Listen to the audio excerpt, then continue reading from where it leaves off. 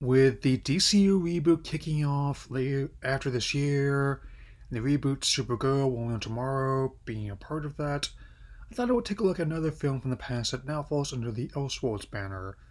Let's open up 1994's Supergirl. The film was directed by Jeanette Zawak, who apart from Jaws 2, has mostly done television work before and since. This is a very different film from The Little Scene, but much loved romantic drama somewhere in time. To be fair, Jerry Goldsmith's score does do a solid job.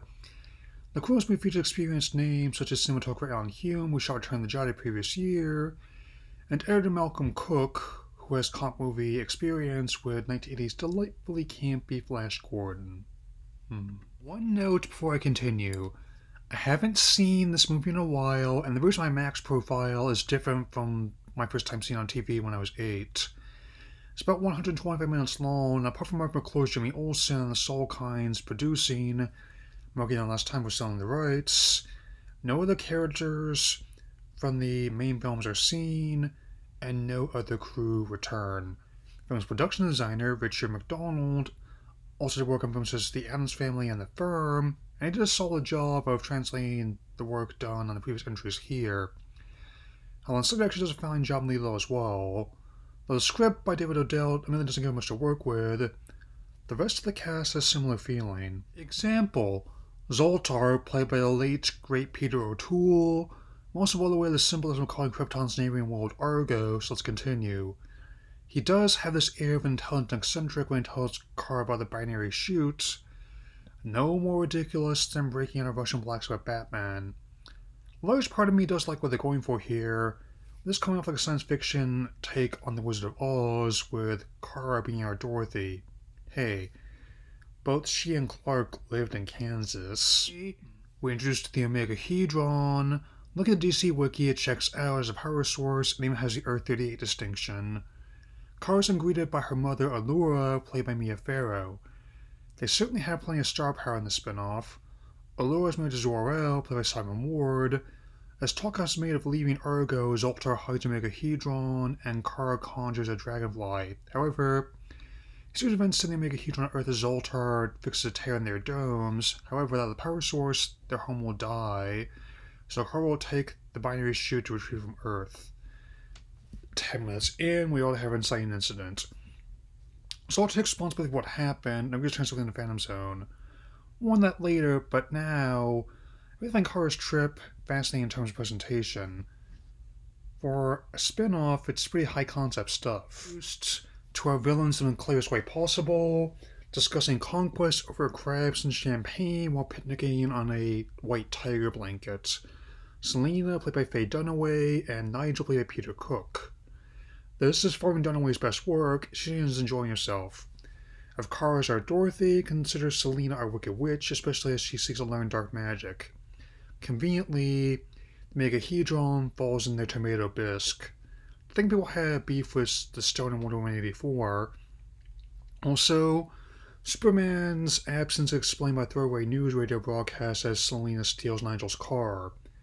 Conveniently, not only did the binary chute land safely in the water behind them, but she has a fitted supersuit even. Kara needs practice flying, but crushing rocks does suggest she has super strength down. The ensuing flight sequence may not be the best in the series, but it's far from the worst visual effects I've ever seen. Selena returns home to her comrade Bianca, played by Brenda Vaccaro. Apparently they're witches, though instead of flying monkeys, they want to use the artifact to what they want. Back with Supergirl, a couple of truckers accost her when she touches down. Even if she didn't have powers, ew. The thin trucker is tossed and blown away with her super breath, and the stocky one is in the turn by a switchblade being melted with a heat vision. A shot below his tacky build gets him though. Don't think he'll be lusting after Kara or anyone anytime soon. Next up is a Halloween party at Selena's place, where Nigel wants to know more about the power source. If you want that, at least put on a costume. Even a domino mask would suffice. Nigel tells Selena about Supergirl, though she's skeptical. She still turns another guest snack into a scorpion and makes her breakdance. That is a sentence I never expected to say. Next day, Kara makes herself a schoolgirl disguise to blend in with civilians. Half an hour in, it turns out the setting is a place called Midvale. It's a neighboring suburb of Metropolis, and the film actually does an okay job of adapting it. It's smaller than Metropolis, but bigger than Smallville in scale. Kara adopts alias Linda Lee, though I don't expect James Gunn or Peter Safran will have a picture of the general after the reboot. Also, Niger is a teacher at the school, and Linda writes a letter of recommendation for a time. It's good enough for Turkish Mockbuster, it's good enough for the 80s version of an Elseworld. Linda is shown around the dorms, very 80s A&W machines, and students doing aerobics all around. Of course, her roommate is excited that she's Clark Kent's cousin. Elsewhere, Selena and Bianca are still after both Kara and the Omegahedron, though the trail is thrown off by some hunky landscapers of all things. To think some people got huffy about Snyder. Feh. Nigel is starting to get suspicious of Linda, but her roommate is able to throw off the trail as everyone appears to be playing grass hockey. She managed to block a shot with her body and turn to students' pranks against him in the boiler room. Once again, while this may not be my favorite edition of Supergirl, that would likely go to the DC Anime Universe or DC Superhero Girls variants, Slater is definitely trying, all things considered. She decides to bunk with her roommate in Metropolis over the weekend and continues to stream Megahedron. Back with Selena and Bianca, one is brewing a potion while the other is riding on a model train. Bust my buff versus a very silly movie. Immediately, the landscape from before shows up at the door with the artifact in his truck. There's also a movie full of plot conveniences, same with testing her potion and a can of Schlitz. Guess I wouldn't have noticed it was PBR. Like, why is no comment on the trip landscaper has? I think it looks like something of a cheesy after school special. They've also cursed Nigel, hence the skin rash. Of course, filmed in Metropolis is standing for New York, and because of Popeye's chicken we met Jimmy at is in a different part of the city. Either that or KFC didn't want to pony at the product money again. Even the actor admitted the way they handled his character was weird to him. Well, no weirder than the fight suddenly turning into a game of Injustice 2. Also, the banter they share outside the restaurant at some drifter could not be any less a product of the Reagan era if it served Marty McFly at Pepsi. Incidentally, Mark was also in Back to the Future the following year. How about that? Back with Selena, she also finds a landscape in the city and someone's construction vehicle to find him. That is a sentence I just said. This is a very silly scene, but I do admittedly like the staging here. It does help nudge the movie into so bad's good territory, like the previous review I did of Steel. Jimmy and Linda's roommate, whose name is Lucy, by the way, they naturally go right towards her as the Miss Maximum Overdrive step waiting to happen. As the vehicle causes more destruction, say sags a lot of damage, Supergirl springs into action. Patience, friends, we just passed the halfway point. She saves the day and the landscaper, with the town being none the wiser. Selena and Bianca are now in full scenery chewing mode. Perhaps I prefer the chicken frying biscuits basket from Popeyes.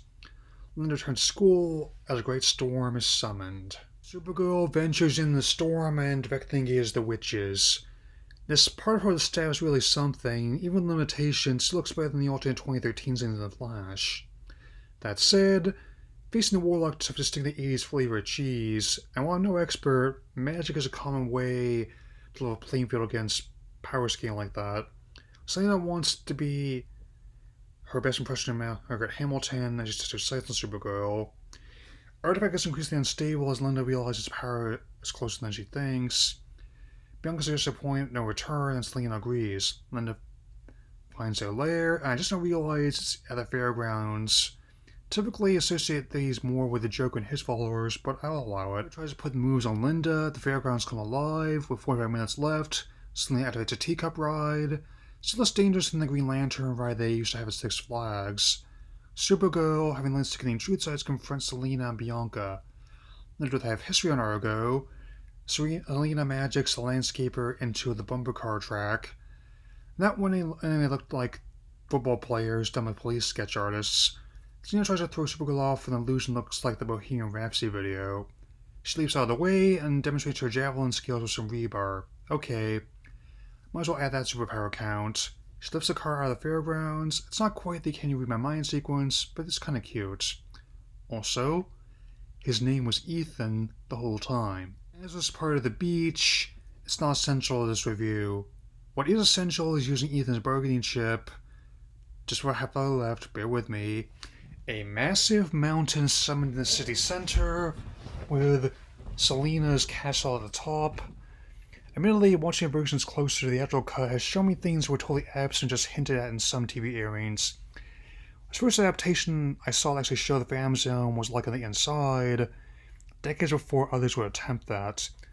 Not a bad set, admittedly, though it does make me expect Kara to run into Tasha Yar near the tar pits. Shockingly, the locals aren't on board with Selena as their queen, especially when faceless goons and motorcycle gear start rounding up the locals. Not quite flying monkeys, but works in a pinch. The music even sounds kind of like Wicked Witch's theme. Kara's pulled out of the quagmire by Zoltar, who is all alone inside. As for Nigel's comment about the old dangling in a cage routine, I don't know. Usually that's a different movie if you're into that. Let's try to keep it under PG here. Kara is not willing to give up.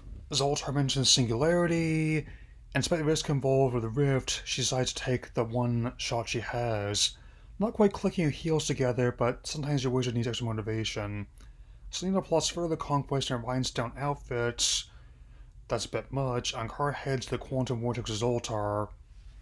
All joking aside, this is another concept I actually really like in this film. Just a clear limitation fully realizing them. If they want to have another go at Woman Tomorrow, open to see what can be done with the advances made since this movie. Also, the sequence largely cut down the version I saw on TV a while back. This car just shows up in Selena's castle in the area I saw. Emphasize that, as some foreign prints have different cuts as well in varying durations. Lowers the cage and quite literally raises the red hot stakes. I can definitely tell this sells words up my people who did Flash Gordon. Kara evacuates the others, then fights Selena for the Omegahedron. This final fight is a snow sequence that has multiple foreign and TV edits. All things considered, it's not the worst version if it's what people saw in theaters.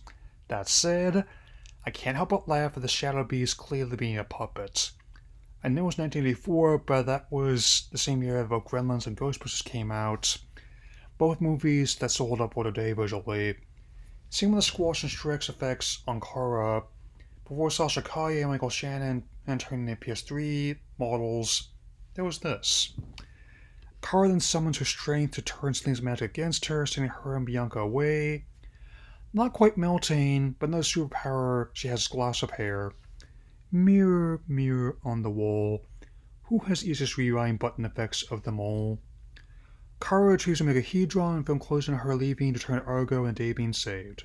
Well, there is no place like home. The film has an 8% Rotten Tomatoes score, which is lower than Superman 3 or 4. For a guy like me, that's cold. A 4.4 out of 10 IMDb rating is much better. The film also grossed $14 million on its $36 million budget, with the character not having much film presence since. They're both animated and live-action TV appearance character in the public eye. I've personally seen worse to kill a couple hours.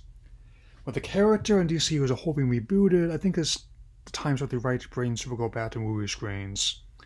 I wouldn't even mind Helen Slater getting a cameo as not the original. Oh, since I got the CW's able to make it work. Showing Clark's mother, Laura Van Smallville. Overall, it's another film that's equal parts underwhelming and fascinating to me. My final rating is 2.5 out of 4. The remaining DC EU films will be covered before the reboots. That's all for now. Take care.